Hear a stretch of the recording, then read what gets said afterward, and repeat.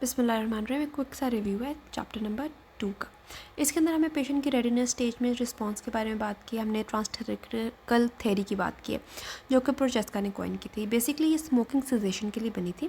ये non linear process है, हम पेशेंट जो है वो स्टेजेस स्किप भी कर सकता है। ये हर पेशेंट के लिए टेलर्ड होती है।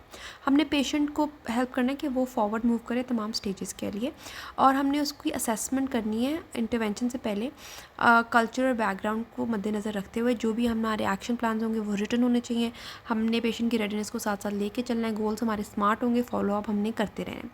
हर स्टेज के लिए रेडीनेस असेस करना ज़रूरी है और उसी हिसाब से एक्शन प्लान्स बनेंगे। Positive psychology is important in all stages. Confidence अगर 7 से अबव हो तो लाइकली गोल अचीव होगा। बिलो 7 होगा तो हम उससे पूछेंगे कि ऊपर उसका स्कोर कैसे लेके जा सकते हैं, and why a number not lower than the one chosen, तो that may reflect the desire और इंपॉर्टेंस टू चेंज। उसके बाद हम आ जाते हैं उसकी पहली 2 स्टेजेस पे। प्री कॉन्टम्पलेशन और कॉन्टम्पलेशन दोनों के अंदर मोटिवेशनल इंटरव्यू ज़रूरी है। पहली वाला तो 0 to 3 उसका स्केल होता है कॉन्फिडेंस का, और उसके अंदर वो बिल्कुल अवेयर नहीं होता। हमने उसको जो है उसके हेल्थ रिस्क उसका डिस्कस करने हैं, उसके बेनिफिट्स बताने और ओपन एंडेड क्वेश्चन करने हैं। उसका जो कॉन्टम्पलेशन वाला है उसमें 4 to 6 उसका स्केल होता है। मोटिवेशनल इंटरव्यू यहाँ पे भी आएगा और पेशेंट की अवेयरनेस बढ़नी शुरू हो जाती है। वो वे कर रहा होता है प्रोज एंड कॉन्स। हमने उसको पर्सनलाइज्ड गोल्स बताने, फॉर एग्जांपल अगर उसको CVD का रिस्क है, अगर वो 20 है, हमने उस हिसाब से उससे बात करनी है, ठीक है। उसके बाद रिसोर्सेज देने हैं, प्रॉब्लम सॉल्विंग करानी है। अगली 3 स्टेजेस प्रिपरेशन, एक्शन और मेंटेनेंस के अंदर CBT का रोल आएगा। Preparation is 7, action is 8 to 9 और मेंटेनेंस 10 out of 10। प्रेपरेशन के अंदर पेशेंट 1 मंथ के अंदर अंदर जो है वो चेंज लेके आने वाला होगा। हमने उसको हेल्प करना है उसकी कमिटमेंट में, उसके चेंजेस में, उसके इन्वायरमेंट के अंदर भी जो वो चेंजेस करता था को क्रिएट करना है एक्शन प्लान और फॉलोअप के लिए उसे कहना है। एक्शन प्लान जब वो एक्शन फेज़ के अंदर आ रहा है तो फिर हमने उसका स्ट्रक्चर्ड प्लान होएगा, उसके बैरियर्स के ऊपर, उसके प्रॉब्लम सॉल्विंग के ऊपर, उसकी रीफ्रेमिंग ऑफ थॉट्स पे, अकाउंटेबिलिटी पे, सेल्फ मॉनिटरिंग पे, हर चीज़ पे काम होगा। मेंटेनेंस के अंदर जो है उसकी कोपिंग स्ट्रैटेजीज, मिटिगेट, स्ट्रेच और रीइंफोर्समेंट पे बात होगी। टर्मिनेशन तब होती है जब पेशेंट कहता है कि अब मैंने वापस किसी अनहेल्दी बिहेवियर पे जाना ही नहीं है। और जो क्रॉनिक मेडिकेशन होती है उनके अंदर नॉन एडहेरेंस जो है 50 to 80% आता है। ये कैथरीन मिडल्टन ने कहा है। उसके बाद एक्शन प्लान और हमारे प्रिस्क्रिप्शन में क्या फ़र्क है। प्रिस्क्रिप्शन बेसिकली गाइडलाइंस के हिसाब से वो गोल होता है जो हम पेशेंट से अचीव करवाना चाहते हैं, ठीक है। एक्शन प्लान के अंदर इसका स्टेप बाय स्टेप होता है कि हमने ये यहाँ तक पहुँचना कैसे है। प्रिस्क्रिप्शन में ब्रीफ क्लियर इंस्ट्रक्शंस होती हैं ट्रीटमेंट के लिए, लेकिन जो एक्शन प्लान होता है वो एडजस्टेड और पर्सनलाइज होता है। रेडीनेस, कॉन्फिडेंस, इन सब चीज़ों को साथ लेते हुए चलता है।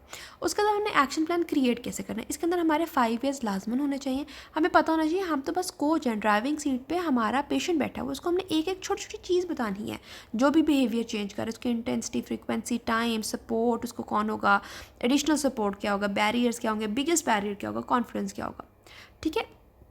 जो हमारे गोल्स होंगे वो स्मार्ट होंगे, रिटर्न होंगे, पेशेंट की कोलैबोरेशन के साथ होंगे। उनको हमने प्रोज कॉन्स हर चीज़ बतानी है कि अगर वो फॉलो करेगा चीज़ें तब क्या होगा, नहीं करेगा तब क्या होगा।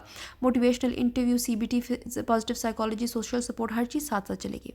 हमने सब चीज़ें अपनी टीम के साथ रिव्यू करनी है जो आगे फॉलोअप में हेल्प करें। एम्फेसिस करना है हमने कि वो सब चीज़ें लिखी जाएँ। ट्रैकिंग के ऊपर अभी हमने बात करनी, स्मार्ट गोल्स होने चाहिए। Smart is specific, measurable, attainable, relevant and time bound. ये बंदे को ट्रैक पे रखते हैं। Smart goal strategies to overcome barriers की वजह से बनती है। बंदा कनेक्ट करता है सपोर्ट टीम से और कंफर्म होती है कमिटमेंट टू एक्शन प्लान। अच्छा, ये सब चीज़ें पेशेंट से पहले हमने चीज़ें पूछ के फिर उस हिसाब से हमने उसका गोल बनाना है। उसके बाद हम बात करते हैं मेंटेनेंस ऑफ एक्शन प्लान पे, ठीक है, जैसे फॉलोअप की बात होती है। और इसके अंदर हमने फोकस करनी पेशेंट की सेल्फ एफिकेसी पे। फॉलोअप किसी तरह से भी हो सकता है, डिजिटल या लाइव या दोनों चीज़ें साथ मिला के, लेकिन इसमें हमने सपोर्टिव रिलेशनशिप बनाना होता है। अफर्म करना होता है पेशेंट का पर्सपेक्टिव, ठीक है, पेशेंट की सिचुएशन, उसकी सेल्फ एफिकेसी रिव्यू करने होता है, सारा अपडेट, डायग्नोसिस वगैरह। जब वो हमारे पास आया है सबसे पहले हमने उसके लास्ट एक्शन प्लान को सामने रखना होता है, उसी हिसाब से हमने चलना होता है। गोल अचीव किया, कॉन्ग्रेचुलेट करना, अच्छी से उसकी बातें सुननी है। पॉजिटिव साइकोलॉजी को ध्यान में रख के लिसन, रिफ्लेक्ट, समराइज, उसकी बातें हमने सुननी है, उसकी स्ट्रेंथ्स पे बात करनी है और फिर हमने उसकी प्रोग्रेस देखनी है।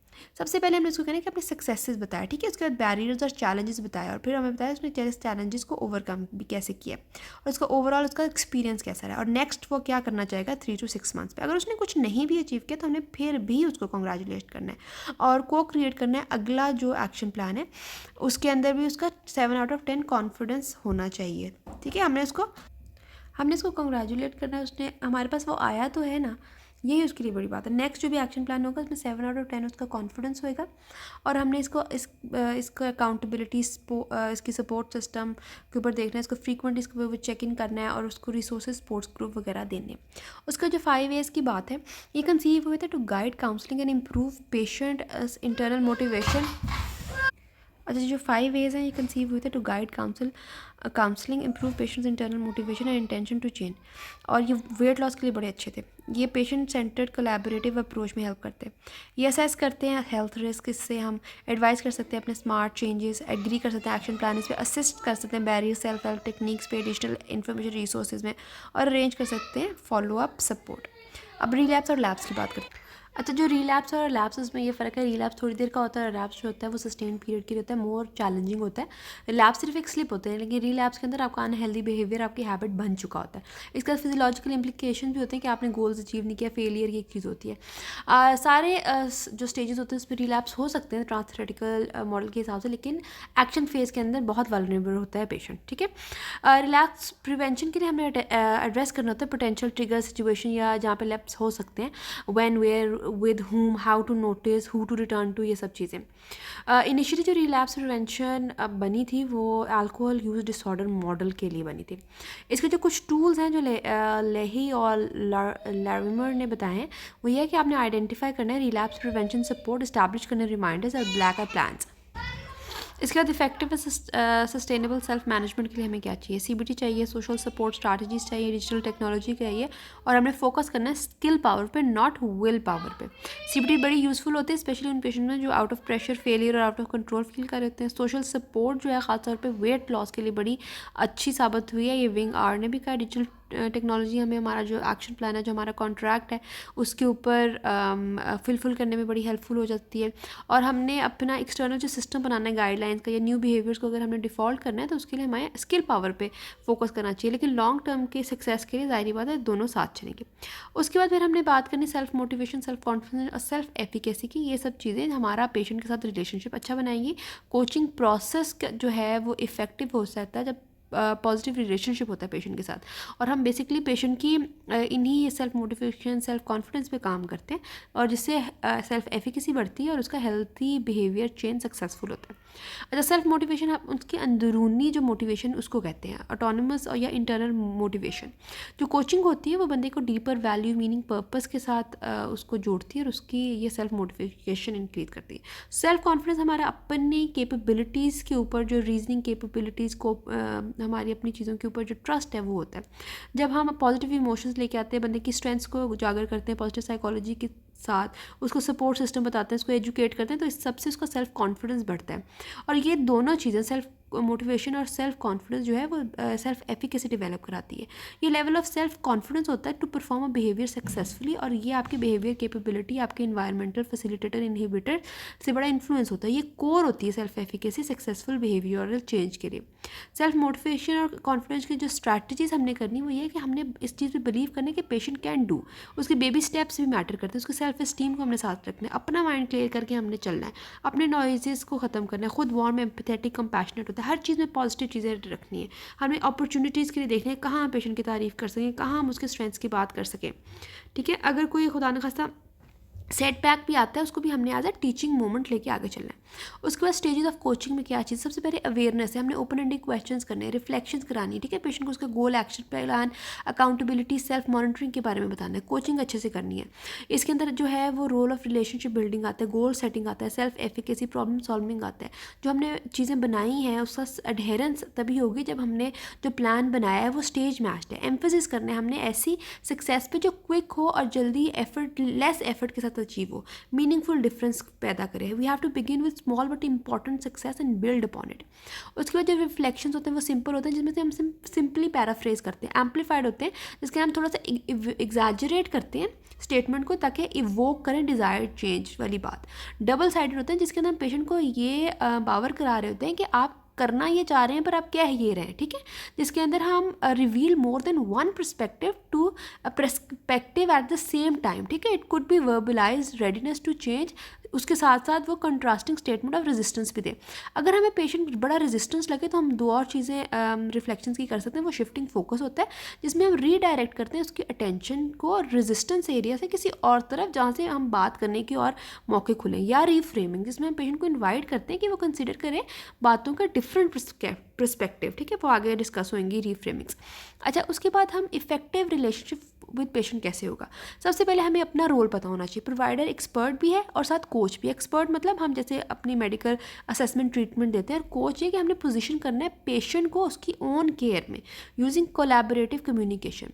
हमारा जो रिलेशनशिप है उसके अंदर हमने पेशेंट को सिर्फ चीज़ें ऑफर करनी है, हमने कुछ परफॉर्म या कंडक्ट नहीं करना, ठीक है। हमने स्टेज मैच रिस्पॉन्सेस करनी, पेशेंट को एम्पावर करना है, उसकी खुद की लैंग्वेज में बात करना है ताकि वो वैल्यूड, सेफ और ऑनर फील करे। अपनी टीम से भी पेशेंट की लैंग्वेज में ही बात करनी है, ठीक है। पेशेंट को डिजीज़ के साथ हमने लेबल नहीं कर देना, पेशेंट की इंटेग्रिटी को देखना है, ठीक है। एडिशनल केयर रखनी, स्पेशली विद ओबीस पेशेंट, और उनकी इजाज़त से हमने उनका वेट करना है, ब्लेम शेम नहीं करना, और उनकी प्रीवियस एफर्ट्स को एक्नॉलेज लाजमी करना है। एक ट्रस्ट हमने बढ़ाना है जर्नी में। कोलैबोरेशन के लिए हमारे पास काफ़ी सारी वेलनेस कोचेज़ का डायरेक्टरी के अंदर वो हैं एड्रेसेस वगैरह जिनको हम कर सकते हैं, अपने साथ मिला सकते हैं। अच्छा, motivational interview, CBT, positive psychology और फॉर बिहेवियर और चेंज, ये तीनों चीज़ें बड़ी इंपॉर्टेंट है। मोटिवेशनल इंटरव्यू जो है इसमें चैप्टर 10 की भी कुछ चीज़ें ऐड हुई हैं, क्योंकि मोटिवेशनल इंटरव्यू वहाँ भी बात हुई थी। डॉक्टर स्टेफन रॉकलिन फाउंडर है, और ये प्री कॉन्टम्पलेशन और कॉन्टम्पलेशन फेजेस में बड़ा इंपॉर्टेंट है मोटिवेशनल इंटरव्यू। इसके प्रिंसिपल्स को आप एंड स्टेज रीनल डिजीज़ के साथ याद रख सकते हैं, जिसके अंदर empathy, self support, self efficacy, roll with resistance और शो डिस्क्रिपेंसी आती है। ये इसके प्रिंसिपल्स ऑफ मोटिवेशनल इंटरव्यू है, ठीक है। एम्पैथी होती है कि आप उसको अंडरस्टैंड करें, ठीक है। सेल्फ एफिकेसी कि आपने कॉन्फिडेंस उसका बढ़ाना है। रोल विद रेजिस्टेंस आपने नॉन जजमेंटल रहना है। शो डिस्क्रिपेंसी आप उसको बताएं कि आप हैं किधर, आप जाना कहाँ चाहते हैं, और पेशेंट अपना कंक्लूजन खुद बनाए, make his own conclusion, allow patient to do that. Skills इसकी ओर्स हैं कि हम ये किस तरह से कर सकते हैं। ओपन एंडेड क्वेश्चंस करने, एफर्मेशंस करने, रिफ्लेक्शन करने और चीज़ों को समराइज करने। ओपन एंडेड क्वेश्चन में what, when, where, longer answers आएंगे। एफर्मेशंस में हमने उसकी स्ट्रेंथ्स पे बात करनी, उसकी प्रेज नहीं करनी, उसको इन्हांस करने से एफिकेसी, ठीक है। यू रादर देन आई से बात करनी। रिफ्लेक्शन करने, हमने अच्छे से उसकी बात सुननी है, और कन्वर्सेशन को we have to let the conversation going. उसको समराइज करना है। एंड ऑफ एवरी टॉपिक हो सकता है या एंड ऑफ द विजिट हो सकता है। प्रोसेस ऑफ एमआई के अंदर इंगेजमेंट, फोकस, इवोकिंग और प्लानिंग आता है। सीबीटी क्या होता है? सीबीटी क्या होता है कि आपका कोई बिलीफ होता है, आपके थॉट्स होते हैं, उससे आपका इमोशंस बनते हैं, और इन इमोशंस से आपका बिहेवियर बनता है। सीबीटी जो सा होता है ये हमारे प्लानिंग, एक्शन और मेंटेनेंस फेजेस में बड़ा इंपॉर्टेंट होता है। सीबीटी जो है प्रॉब्लम सॉल्विंग के लिए, डीपर अंडरस्टैंडिंग के लिए बड़ा ज़रूरी है, चैलेंजेस में बड़ा अच्छा होता है, और ये भी स्पेशलिस्ट को करना चाहिए, लेकिन हम एज अ कोच भी कर सकते हैं। अच्छा, इसके बाद अब खुद सीबीटी करने से पहले हमने क्या करना है, हमने अपने खुद दिमाग जो है उसको खाली करना है, इंटरनल डायलॉग अपना करना है, एनालिसिस करना है, cognitive distortion, reconstruction of thinking. हमने अपने फैक्ट्स लिखने हैं डिस्टॉर्शन वाले, और इसको प्रैक्टिस करना है पहले खुद से। अब प्रिंसिपल क्या है, हमने सबसे पहले रिकग्नाइज और रीफ्रेम करना है नॉन प्रोडक्टिव थिंकिंग का।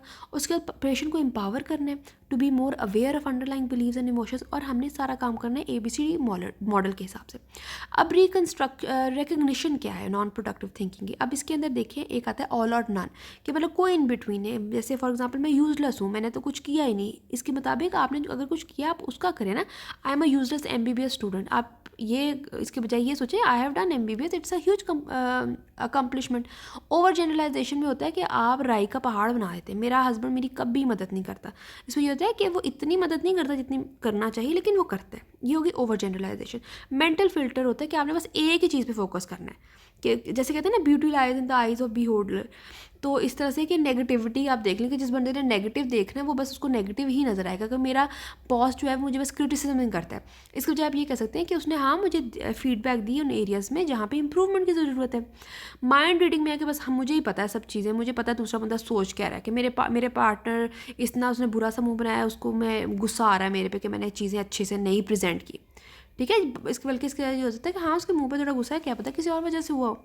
फॉर्चून टेलिंग में जैसे कोई काली बिल्ली गुजर जाती है, हम कहेंगे हाँ अब तो यही होएगा, I will make a fool of myself. लेकिन इसमें CBT में आप यूज करके मुझे एक अपॉर्चुनिटी मिली हुई है, मैं चाहे कुछ भी हो गया मैं एक अच्छे से इसको परफॉर्म करूँगा, I will have gratitude for the opportunity.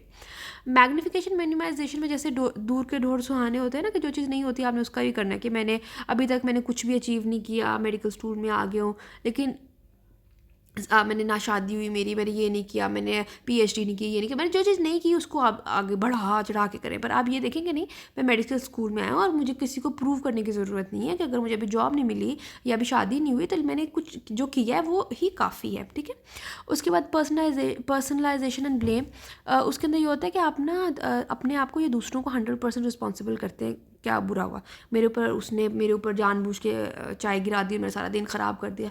बल्कि आप ये सोच रहे हैं कि हाँ कोई मसला हुआ होगा, वो जानबूझ के ऐसे नहीं करना चाहता था। इमोशनल रीजनिंग के मेरे दिमाग में जो चल रहा है किसी के बारे में गलत, बस वो यही ही है, इसी तरह से ही है। लेबलिंग मिस लेबलिंग कि मैं तो बहुत ही बुरा इंसान हूँ, बस लेबल ही लग जाना। लेकिन ये कि हाँ कोई मसले होंगे लेकिन मैं इम्प्रूव कर सकता हूँ। डिसक्वालीफाइंग द पॉजिटिविटी, कि आप अपनी आंखों पे बस पट्टी बांध लेना कि जो अच्छी चीज़ है उसको भी नहीं देखना। स्मोकिंग से फ़ायदा जो होगा उसको नहीं देखना, ये देखना है कि स्मोकिंग से मुझे विड्रॉल सिम्टम्स आएंगे। इसकी बजाय आप ये सोचें कि हाँ आ सकते हैं लेकिन इसके बेनिफिट्स भी तो देखें कितने। अब हमने रीफ्रेमिंग करना है। रीफ्रेमिंग में बेसिकली ये करना है, हमने पेशेंट को कॉन्शियस कराना है कि जो आपके अंडरलाइन जो आपके थॉट प्रोसेस है उसकी वजह से आपके इमोशन, नेगेटिव थॉट आता है, डिस्टॉर्टेड थॉट आता है, उससे आपका नेगेटिव इमोशन आता है और उससे फिर आपका नेगेटिव बिहेवियर होता है। तो अगर आप उधर ही पकड़ लें अपने थॉट को, उससे आपका पॉजिटिव इमोशन की तरफ उसको लेके जाए, नेगेटिव को ना अपने जहन में लेके आए, तो आपका बिहेवियर भी पॉजिटिव होगा। ये हमने उसको सिखाना है, रिकग्नाइज करवाना है। अंडरलाइन उसके बिलीव्स जो हैं वो उसके बिहेवियर पे इम्पैक्ट करते हैं। हमने इसको पूछना है कि ऐसे इससे होता है, या उससे उसकी बातों से उसको बावर करवाना है। उसका आइडिया उसको बताना है कि illicit patients idea about possible thoughts. Reflect करवाना है, उसको बताना है कि आप सिचुएशन को कैसे डिफरेंटली देख सकते हो। उसकी नॉन प्रोडक्टिव थिंकिंग को सब्सटीट्यूट कराना है रियलिस्टिक इंटरप्रिटेशन से, सेल्फ टॉक करनी है। उसको बताना है कि there can be other ways to move out. Homework करवाना है उसको, उसकी असिस्ट करवाना है। उसके बाद फिर ये जो अनप्रोडक्टिव थॉट्स उनको हम कैसे काउंटर कर सकते हैं। ये ABC मॉडल है एल्बर्ट एलिस का, जिसमें A से है कि व्हाट एक्शन, B से बिलीव, C से कॉन्सिक्वेंस, D से डिस्प्यूट अनहेल्दी बिलीव और E से effect of new thinking. For example जैसे एक एक्शन हुआ कि मैंने पार्ट 1 फेल कर दिया, फिर मेरा एक बिलीव बन गया मैं तो कुछ कर ही नहीं सकती। उसकी वजह से क्या हुआ कि मैंने कुछ किया ही नहीं और नेगेटिव रही और डिप्रेशन में चली गई। उसके बाद मैंने क्या किया, मैंने अपनी इस अनहेल्दी थिंकिंग को बदला। मैंने कहा नहीं, मैंने MBBS किया है, मैं और भी कुछ कर सकती हूँ, कोशिश कर सकती हूँ, मुझे न्यू अपॉर्चुनिटीज़ देखनी चाहिए। उससे क्या हुआ, मेरी पॉजिटिव थिंकिंग हुई, पॉजिटिव इमोशंस आए, उससे मुझे जैसे ये एक नया IBLM का फॉर एग्जांपल कोर्स मिल गया और फिर मैंने उसकी वजह से एक पॉजिटिविटी को रखते हुए इसको परसीव कर लिया, ठीक है। ये एक मेरे एक एग्जांपल बनाया था। उसके बाद पॉजिटिव साइकोलॉजी जो है आपने all stages of change of trans-theoretical model के अंदर लेके आनी है। पॉजिटिव साइकोलॉजी क्या है? पॉजिटिव साइकोलॉजी जौन सी है वो साइंटिफिक स्टडी है। साइंटिफिक स्टडी है इंडिविजुअल और कम्युनिटी को थ्राइव वो कैसे करते हैं, वो पॉजिटिव साइकोलॉजी के हिसाब से होता है कि आपके पास अगर जितने आप पॉजिटिव इमोशन और लव, जॉयफुल हो, इन्जॉयमेंट हो, कंटेंटमेंट हो, आप फोकस करते हैं स्ट्रेंथ्स पे, आप गुड को बिल्ड करते हैं, गलत चीज़ को रिपेयर करने में नहीं लग जाते, गुड को बेयर करते हो, ठीक है।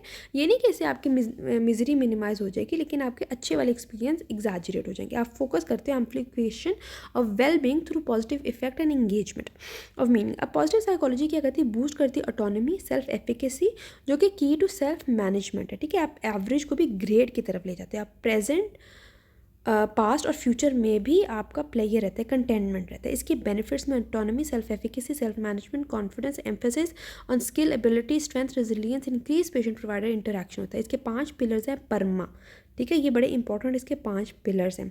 P से पॉजिटिव इमोशंस, E से इंगेजमेंट, R से रिलेशनशिप, M से मीनिंग और A से अकम्पलिशमेंट। आपकी जो इंगेजमेंट है वो आपकी स्ट्रेंथ और वर्च्यू से इंक्रीज़ होती है, मतलब आप सब चीज़ों के अंदर इमर्स करें, फ्लो में जाएं। अब क्रॉनिक डिजीज़ में भी वो कह रहे थे कि जिन लोगों के अंदर पॉजिटिव साइकोलॉजी होती है उनके सुसाइडल आइडियलेशंस इतनी नहीं होती, तो ये क्रॉनिक डिजीज़ वालों को भी बड़ा हेल्प करता है। डिप्रेशन के अंदर स्मॉल बट सिग्निफिकेंट इसके इफ़ेक्ट्स आए हुए हैं। अच्छा, उसके बाद आपका ये करने के लिए पेशेंट प्रोवाइडर को क्या करना चाहिए, उसको स्क्रीनिंग डायग्नोसिस रेफर करना चाहिए। अगर वो देखे कोई ऐसा पेशेंट है, अगर ज़रूरत पड़े किसी प्रॉपर कोच को भी रेफ़र करें, मेंटल कोच को। उसके बाद फिर उसने कुछ एक्टिविटीज़ प्रिस्क्राइब करनी है और लीवरेज करना है उसने पॉजिटिव साइकोलॉजी को अपनी तमाम कन्वर्सेशन में, कि what did the patient achieve, what success were achieved with each step, इस तरह की बात करनी। एक्टिविटीज़ आपने उसको क्या क्या देनी, फॉर एग्जांपल अपनी स्ट्रेंथ्स को इंप्रूव करो, ब्लेसिंग्स को काउंट करो, अप्रिसिएट करो, अपने प्लेयर्स को सेवर करो, हर चीज़ लिखो, how do you want to be remember, regular acts of kindness करो, frequent thinking of happy moments करो, डूइंग मीनिंगफुल एक्टिविटीज़ करो, कनेक्टिंग फिजिकली, लोगों से कनेक्ट करो physically, not just by social media. ये होगी हमारी पॉजिटिव साइकोलॉजी। इसके बाद हम आते हैं सोशल सपोर्ट की तरफ। सोशल सपोर्ट के अंदर हमारी फैमिली, फ्रेंड्स, सपोर्ट ग्रुप्स और वर्किंग ग्रुप्स होते हैं, और ये सब हमारी ऑटोनॉमी और सेल्फ एफिकेसी में ये भी हेल्प करते हैं। ठीक है, इसके बाद जो हमारे स्पोर्ट्स सपोर्ट ग्रुप्स होते हैं वो हमारे वैसे स्पोर्ट्स वाले भी हो सकते हैं, रिलीजियस हो सकते हैं, सोशल मीडिया के ग्रुप्स भी हो सकते हैं। हमारे जो वर्किंग ग्रुप्स हो सकते हैं ये पीयर मॉडलिंग स्ट्रैटेजी होती है। ये अल्कोहल एनोनिमस में यूज़ हुई थी कि आप किसी बंदे को किसी ऐसे के साथ जोड़ दें जिसने पहले कोई चीज़ अचीव कर ली हो। फॉर एग्जाम्पल, अगर अल्कोहल छोड़ने के लिए कोई ट्राई करे, उसको ऐसे बंदे के साथ अटैच करें जिसने ऐसे किया हो, तो ये आपका बड़ा हेल्प हो जाती है। ऐसे लोगों के साथ वर्किंग ग्रुप्स अच्छे बन जाते हैं। उसके बाद कुछ हेल्थ बिहेवियर थेरीज हैं। तो सारी चीज़ों में जो कॉमन है वो ये है कि वो रिस्क और बेनिफिट्स के बिलीफ होता है, motivation, self efficacy, environmental influences की बात होती है। हेल्थ बिहेवियर जो है वो इन्फ्लुएंस होती है हमारा अपना नॉलेज, इंट्रापर्सनल क्या है, इंटरपर्सनल हमारी फैमिली में क्या है, और इंस्टीट्यूशनल हमारे रूल्स एंड रेगुलेशन और कम्युनिटी फैक्टर्स, सेल्फ नॉर्म्स वगैरह और पब्लिक पॉलिसी वगैरह सारे इसको इन्फ्लुएंस करते हैं। सबसे पहले हेल्थ बिलीव मॉडल आया। हेल्थ बिलीव मॉडल के अंदर सबसे पहले हमने कोई थ्रेट परसीव करनी है, फिर हमने ये देखना है कि इस थ्रेट का कोई प्रिवेंटिव मेजर है, और जो प्रिवेंटिव मेजर है वो सक्सेसफुली अवॉइड करेगा थ्रेट को। ठीक है, फॉर एग्जांपल जैसे मेरा है कि जी I may die of CVD risk factor because I am obese, ये मेरी थ्रेट होगी। फिर मैं कहती हूँ कि अगर मैं एक्सरसाइज करूँगी ना तो फिर मैं ठीक होंगी। तो ये प्रिवेंटिव मेजर के लिए एक परसीव्ड बेनिफिट है, एक मेरा बैरियर है कि हाई मैं एक्सरसाइज से थक जाती हूँ, लेकिन cue to action of self efficacy की होगी कि हाँ मेरी एक फ्रेंड ने किया है तो मैं खुद भी कर सकती हूँ और मैं ये करके दिखाऊंगी। तो exercise will help but it is tiring, but my friend has lost 12 kgs with walk, I can also do it. ठीक है, because I can practice and I can do it. अच्छा, उसके बाद हमारा थेरी ऑफ प्लान बिहेवियर है। Theory of plan behaviour जो है वो रीजेंट एक्शन से इवॉल्व हुई है। पर इसमें ये होता है कि आपने इंगेज करना है एक हेल्दी बिहेवियर के अंदर टू चेंज में, आपको एक मोटिवेशन चाहिए होता है। आपका मोटिवेशन जो आपका बिलीफ और एटीट्यूड होता है about risk, benefits and capability of desiring of the desire health outcome, और आपके अंदर एबिलिटी भी होनी चाहिए, आपका बिहेवियरल कंट्रोल भी होना चाहिए। इनके 6 मेन कंस्ट्रक्ट हैं कि आपका एक्चुअल कंट्रोल क्या है बिहेवियर पे, आपका एटीट्यूड उसमें आता है, आपका पॉजिटिव या negative evaluation of a behaviour और उसके आउटकम, और बिहेवियरल इंटेंशन क्या है, बहुत इंपॉर्टेंट है। आपके मोटिवेशनल फैक्टर्स क्या हैं, सब्जेक्टिव नॉर्म्स, सोशल नॉर्म्स क्या हैं, फैमिली फ्रेंड्स, आपका परसीव्ड पावर क्या है और परसीव्ड कंट्रोल क्या है। इसको आप APS-B के साथ याद रख सकते हैं, A P 2 दफ़ा, S 2 दफ़ा और B। उसके बाद सोशल कॉग्निटिव थ्योरी है। इसके रोल मॉडल्स इंपॉर्टेंट होते हैं कि बिहेवियर आइसोलेशन में होता है, ये इन्फ्लुएंस होता है इंसान की पर्सनल इन्वायरमेंट और ह्यूमन बिहेवियर जो एक दूसरे पे बंदा हम एग्जर्ट करते हैं। इसके अंदर रेसिप्रोकल डिटर्मिनिज्म की बात होती है कि पर्सन का इफेक्ट उसके बिहेवियर पे होता है, बिहेवियर का इफेक्ट उसका इन्वायरमेंट पे होता है, एक दूसरे पे इसका इफेक्ट होता है। जो हमारे बिहेवियर होता है वो हमारी स्किल और नॉलेज होती है। हम जो लोगों के को देख के भी जो है वो ऑब्जर्वेशनल लर्निंग हमारी होती है, रीइंफोर्समेंट होती है, एक्सपेक्टेशंस हमारी बनती हैं। सेल्फ एफिकेसी की बात है, सेल्फ एफिकेसी जो है वो मास्टरी एक्सपीरियंस से हो सकती है, विकेरियस एक्सपीरियंस से होती है, वर्बल और सोशल परसुएशन से आ सकती है, इमोशनल और फिजिकल स्टेट की वजह से आ सकती है। उसके बाद एक सेल्फ डिटर्मिनेशन थ्योरी है, ये कोचिंग फिजियोलॉजी में बड़ी इंपॉर्टेंट है। ये ऑटोनमस मोटिवेशन के लिए हेल्प करती है, सस्टेन मोटिवेशन के लिए इसका हेल्पफुल है, और सक्सेसफुल हेल्थ बिलीफ चेंज करती है। इसके 3 साइकोलॉजिकल नीड्स फॉर मोटिवेशन होते हैं, ऑटोनॉमी, कॉम्पिटेंस एंड रिलेटेडनेस। जो इंडिविजुअल्स होते हैं जो नेचुरली मोटिवेटेड होते हैं to pursue activity and goals in which they are interested और believe they will be of benefit.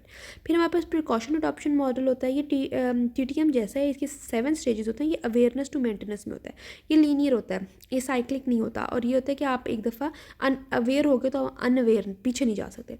फिर डिफ्यूजन ऑफ इनोवेशन थ्योरी होता है, अडॉप्शन ऑफ न्यू आइडियाज़ और बिहेवियर्स अक्रॉस पॉपुलेशन। आप कुछ इनोवेटर्स होते हैं, कुछ अर्ली अडॉप्टर्स अडॉप्टर्स होते हैं, कुछ अर्ली मेजॉरिटी होती है और कुछ लेट मेजॉरिटी एंड लैगर्स होते हैं। आगे आती है evidence based coaching. Evidence based coaching के अंदर कि कोचिंग सपोर्ट करती है health behaviour changes and improves outcome. Jama 2017 और 19 सेम ऑथर ने सिस्टेमिक रिव्यूज़ लिखे कंपोडियम में 2019 में 104 और उसने रिव्यूज़ डाले। तो उसने कहा है कि most consistent effect of health and wellness coaching जो है वो एक्सरसाइज और न्यूट्रिशन पे है, और ये इम्प्रूव्ड हेल्थ आउटकम्स हमने डायबिटीज़ और ओबेसिटीज़ में उसको हमने नोटिस किया, जैसे HbA1c और BMI इम्प्रूव हो गए।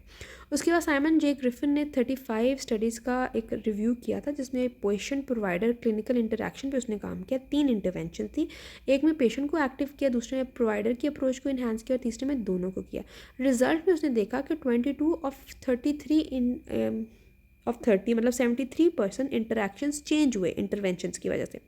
पॉजिटिव जो थे वो 44% थे 11 आउट ऑफ 25, और नेगेटिव 5 आउट ऑफ 25 20। और उन्होंने देखा ओवरऑल हेल्थ आउटकम्स वह इसकी लेकिन पुअरली असेस थी। लेकिन व्हेन प्रोवाइडर्स अप्रोच इंप्रूव होती है ना, तो ग्रेटर कोलैबोरेशन स्ट्रैटेजीज होती हैं। With collaboration during consultation appear to have more positive outcomes. फिर हो जाता है एम का है कि physicians with high empathy score, तो उनके पेशेंट जो 56% HbA1c को कंट्रोल करते हैं as compare to low empathy वाले जिनके ओनली 40% कंट्रोल आता है। उसके बाद डुआव मीना का 10 hour provider training on empathy पे काम है। उसने कहा कि अगर आप 10 आवर इक्वल टू प्रोवाइडर होता है 10 आवर तक भी करो ना, तो अगर किसी ने ज़्यादा भी किया है उसके ऊपर कोई ट्रेनिंग, तो वो 10 आवर सफिशेंट होते हैं। 10 आवर ट्रेनिंग रिजल्ट से पॉजिटिव इफेक्ट आता है कंसल्टेशन पे, process of the patients perception of providers attentiveness. और लास्ट ही जो सी है वो कैप्लान एस की hypertension glucose level and functional status of health outcomes जो हैं वो उन पेशेंट्स के अच्छे होते हैं जिनका पेशेंट प्रोवाइडर रिलेशनशिप बड़ा हेल्दी और अच्छा होता है।